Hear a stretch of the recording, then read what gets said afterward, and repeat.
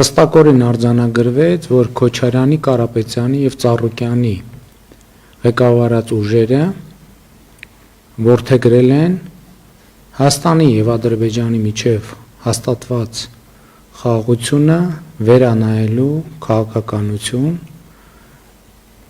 սա նշանակում է, որ նրանք գնում են պատերազմի դուռը բացելու ճանապարհով։ Այս օրերին այդ ուժերը խոսում են Հայաստանի և Ադրբեջանի միջև հաստատված խաղաղությունը վերաբանակցելու, խոսում են խաղաղությունը վերաբանակցելու և պարտադրելու, այդ թվում ուժային եղանակով պարտադրելու մասին։ Սա միանշանակ և աներկբա նշանակում է ոչ միայն դուռը բացել պատերազմի համար, այլև անխուսափելի դարձնել։ Եթե նույնիսկ գնանք ամենալավատեսական կանխատեսումով, վերաբացել հաստատված խաղաղությունը նշանակում է վերափոխելու հնարավորություն ստեղծել այն ամբողջ բովանդակությունը, որը մենք բանակցային պրոցեսի արդյունքում ի վերջո ֆիքսել ենք։ Տեսական մակարդակում կարող ենք համարել, որ այդ բովանդակությունը կարող է դառնալ ավելի լավը, բայց նույն տեսական մակարդակում այդ բովանդակությունը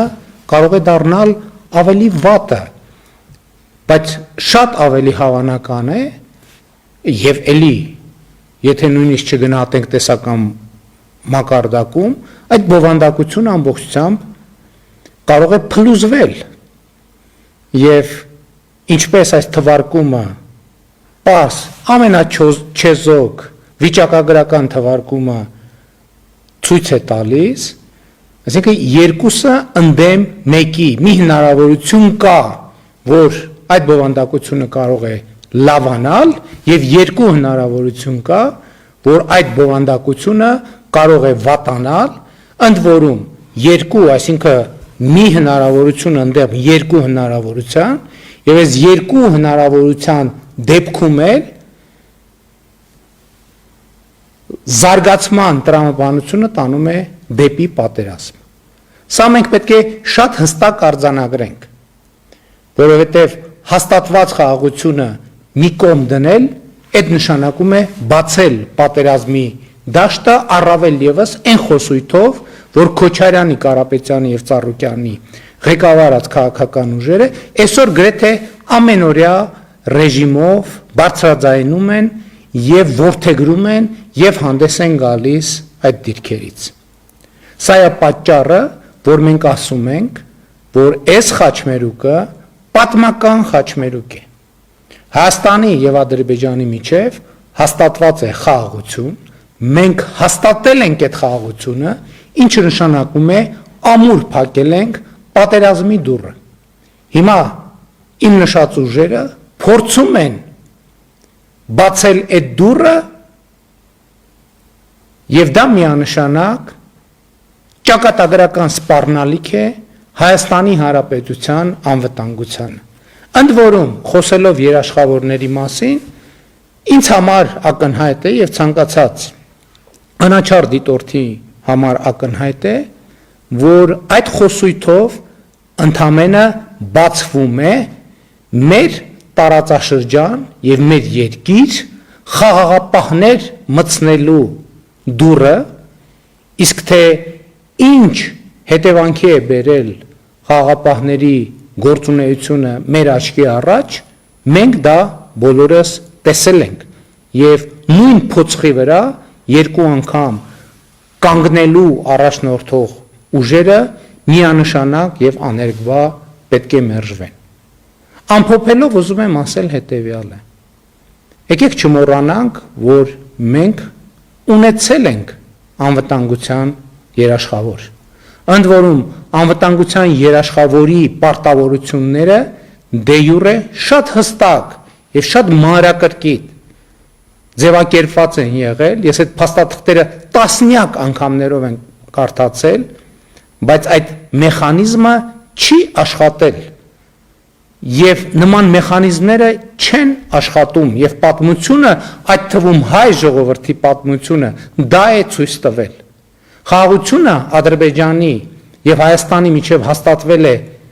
միայն ու միայն այն պատճառով երաշխավորի համատեքստում,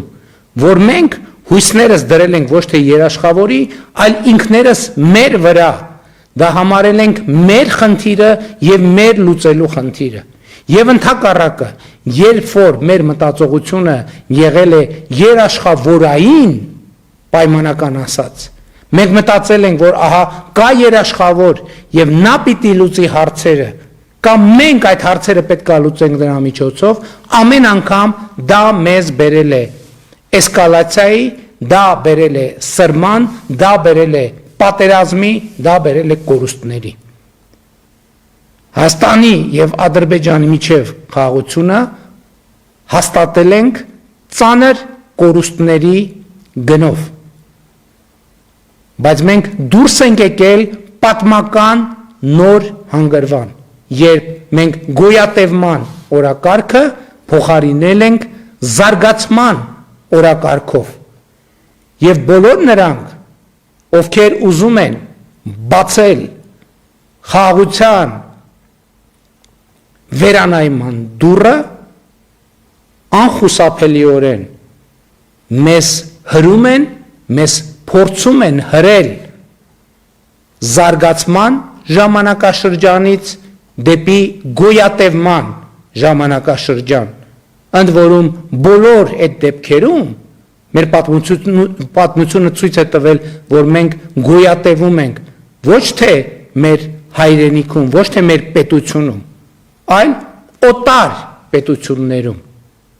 Ահա սա է պատճառը նաև, որ խաղաղության վերանայման օրակարգով հանդես են գալիս օտար պետությունների էմիսարները։ Եվ ես որևէ կասկած չունեմ, պարզապես որևէ կասկած չունեմ, որ 2026 թվականի խորհրդարանական ընտրություններում Հայաստանի Հանրապետության ժողովուրդը տեր է կանգնելու խաղաղությանը, Հայաստանի Հանրապետությունը տեր է կանգնելու խաղաղությանը, որովհետև դա իր ստեղծած խաղաղությունն է,